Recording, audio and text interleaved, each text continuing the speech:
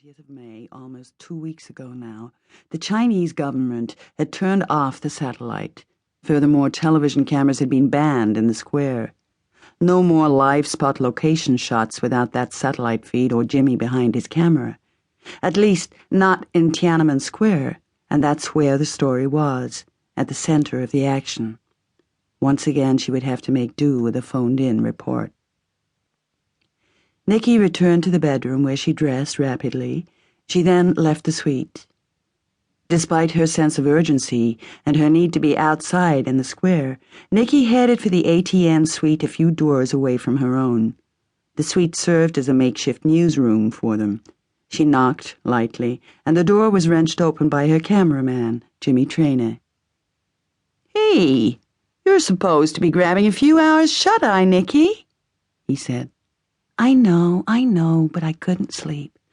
I have a premonition everything is going to blow tonight. My gut instinct tells me there is going to be a crackdown, probably around midnight or thereabouts. After 5.5 years of working with her in the trouble spots of the world, Jimmy trusted her intuition implicitly. "If you say so, Nicky, but it is pretty quiet out there. At least it was 20 minutes ago. The kids in the tent encampment were starting to come out of their tents, mingling with each other and chatting. Everything was very relaxed, friendly, easygoing. It won't be for much longer," Nicky announced and sat down heavily in a chair. "I've been doing a lot of thinking, and I believe that Deng Xiaoping is at the end of his tether. He's been provoked and frustrated by the students for some time, and I'm sure he's about to make his move. He'll have no compunction, you know.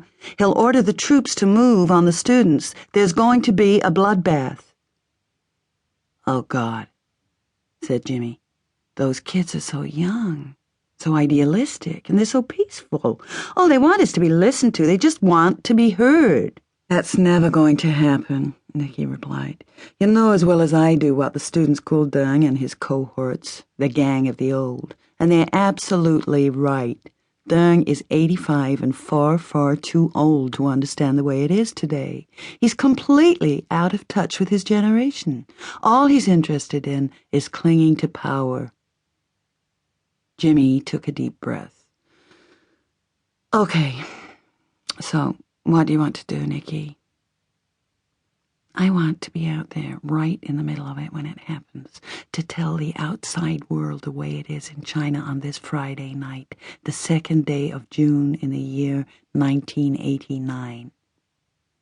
"We can't film out there," Jimmy reminded her. "The minute we appear, the police will smash the cameras and the sound equipment. We could be detained, flung into jail." Jimmy glanced at the door as it opened to admit Arch Leveson. Nicky's producer did not seem surprised to see her as he entered the room.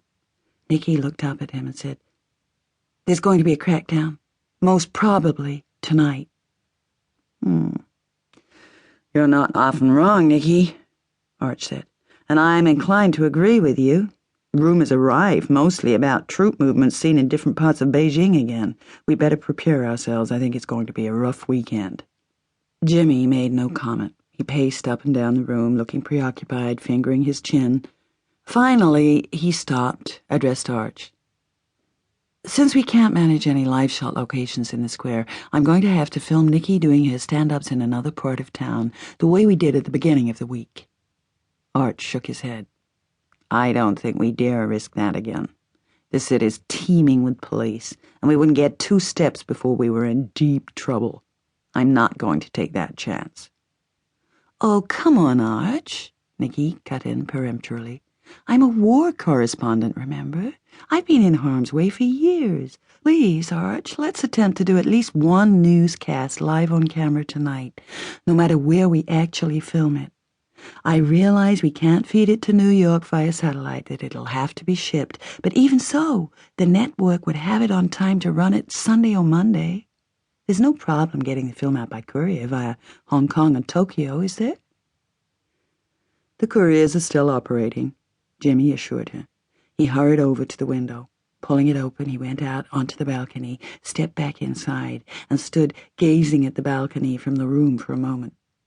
He swung to Arch and said, "I think there's a way to film Nicky out there with Shangan and Tiananmen in the background."